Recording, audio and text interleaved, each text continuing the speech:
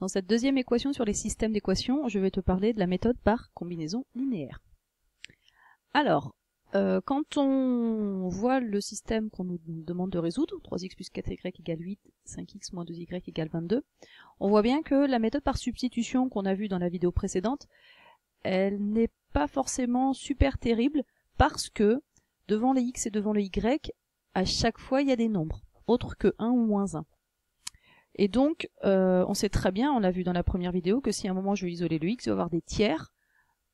Ouais, des tiers, d'accord, mais voilà, si je peux l'éviter, je l'évite.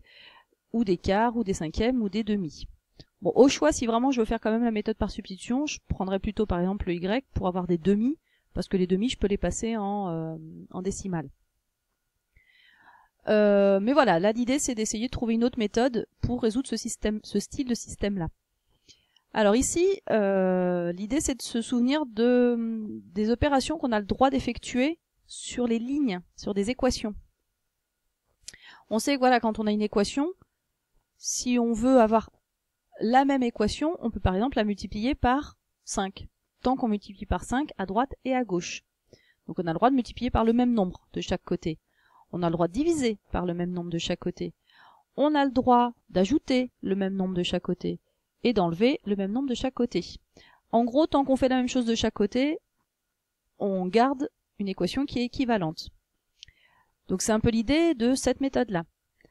Alors, pour approfondir encore la méthode, on se dit d'accord, bon si on a le droit de multiplier les lignes, qu'est-ce que j'aimerais bien faire en fait, c'est multiplier la première ligne par un certain nombre, et la deuxième par un autre nombre, qui ferait que par exemple en x, on ait le même nombre. Donc là, je me dis, pour faire ça, peut-être par quoi je pourrais multiplier par 5 la première, et par 3 la deuxième.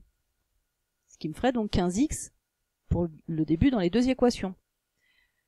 Donc on commence. On fait ça, donc on multiplie par 5 toute la ligne, donc 5 fois 3, 15, 5 fois 4, 20, et 5 fois 8, 40. Donc 15x plus 20y égale 40. Fais attention aux signes, tu conserves les signes.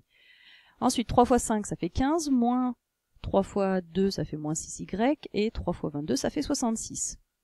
Donc voilà, on a les deux équations qui sont donc le quintuple et le triple de la première et de la deuxième.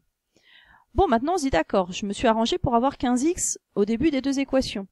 Et là, l'idée c'est de se dire, oui mais si ça c'est égal à ça, et que l'autre est égal à ça, alors si je soustrais les deux premières, eh bien ce sera égal à la soustraction des deux suivantes.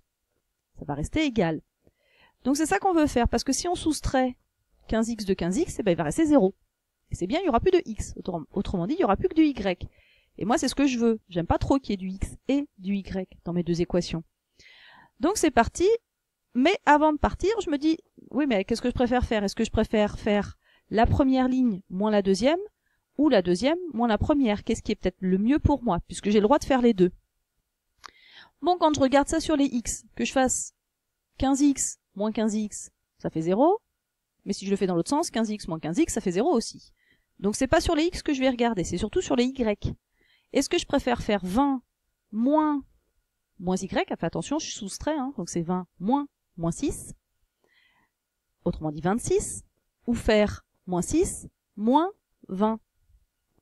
Autrement dit moins 26. Est-ce que je préfère 26 ou moins 26 y? Et bien moi je préfère en positif. Autrement dit, je préfère faire la ligne 1 moins la ligne 2. On fait ça, ligne 1 moins ligne 2, ça fait donc, en x on a vu que ça faisait 0. En y on a dit 20 moins moins 6, ça fait 26 y. Et 40 moins 66, ça fait moins 26. Et on a dit c'est parfait parce que maintenant, je vais facilement trouver combien vaut le y. Dans la deuxième équation, tu vois ce que j'ai repris. En fait, j'ai repris une des équations de départ, celle que tu veux en fait. Évidemment, je reprends pas ces deux-là parce qu'elles viennent de la première et la deuxième multipliées par 5 et multipliées par 3, donc elles sont un peu plus compliquées. Donc je reprends une des deux premières, et moi je préfère la première parce qu'elle a que des plus. Mais après, c'est vraiment équivalent. Tu peux prendre vraiment une des quatre, ça change pas grand-chose. Donc moi je reprends 3x plus 4y égale 8 pour garder un système qui va être équivalent à celui d'avant, pour qu'une fois que j'aurai trouvé le y, je puisse aussi trouver le x. Bon c'est parti, maintenant donc pour isoler le y ici, il faut diviser par 26, donc ça fait qu'y égale moins 26 divisé par 26, je réécris pour le moment la deuxième équation, je n'y touche pas. Autrement dit, ça veut dire que y vaut moins 1, ça y est, j'ai mon y. Et maintenant, je le remplace, comme dans la méthode précédente, par moins 1 dans la deuxième équation. Ça fait 3x plus 4 fois moins 1 égale 8. Ensuite, au niveau des priorités, 4 fois moins 1, ça fait moins 4. Donc ça fait 3x moins 4 égale 8. Le y vaut moins 1, ça y est, c'est fini, j'y touche plus jusqu'à la fin. Et je résous donc ma deuxième équation. Le moins 4, on le fait passer de l'autre côté, parce que le 3x, il est bien, il est en positif, il est très bien de ce côté-là. 8 plus 4, ça fait 12, et ensuite, il faut enlever ce 3 qui est en multiplication, autrement dit, il faut diviser par 3, et donc, x vaut 4. On a donc le couple solution du système, qui est le couple 4 moins 1.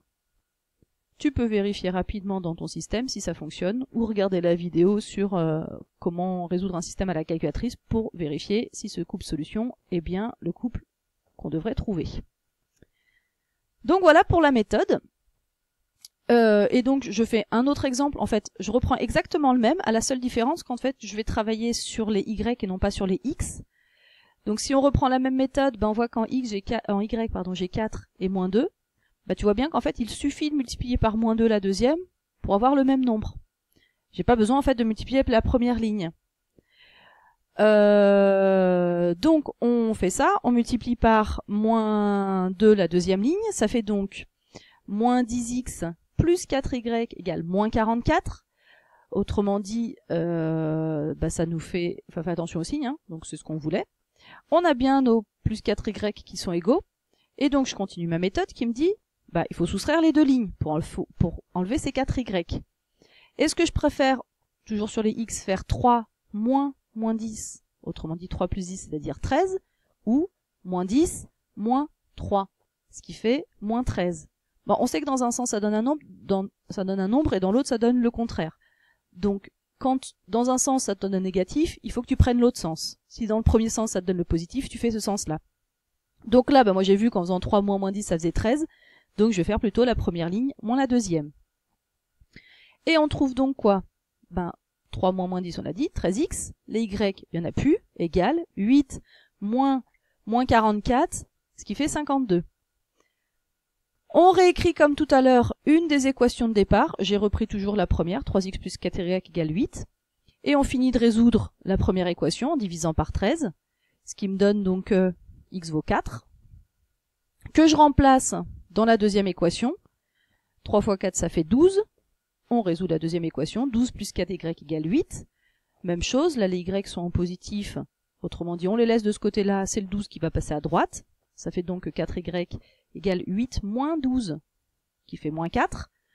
Et pour finir, il suffira de diviser par 4 pour enlever le 4 devant le y, ce qui fait donc moins 1. Et on retrouve le couple solution 4 moins 1 qu'on avait trouvé en faisant l'autre méthode. Alors après, ce que tu pourrais faire aussi, c'est en fait de faire un mix des deux méthodes que je viens de faire, c'est-à-dire commencer par la première méthode, je te reprends, commencer en fait par la première méthode et t'arrêter là, en fait, une fois que tu as trouvé le y égale moins 1, et après, repartir sur la deuxième méthode pour trouver combien vaut le x. Et ça y est, tu auras ton x égale 4. Et donc, tu auras trouvé ton couple solution sans avoir à finir en fait ton système. Donc là, c'est toi qui choisis ce que tu veux faire. Voilà, soit tu fais le système en entier en travaillant sur les x, soit tu le fais en entier en travaillant sur les y, soit tu mixes un peu des deux en commençant sur les x et en commençant sur les y pour avoir le x et le y qui sont associés. Donc voilà ce que tu as à savoir sur les systèmes d'équations. Maintenant tu as les deux méthodes, à toi de faire des exercices dessus pour t'entraîner.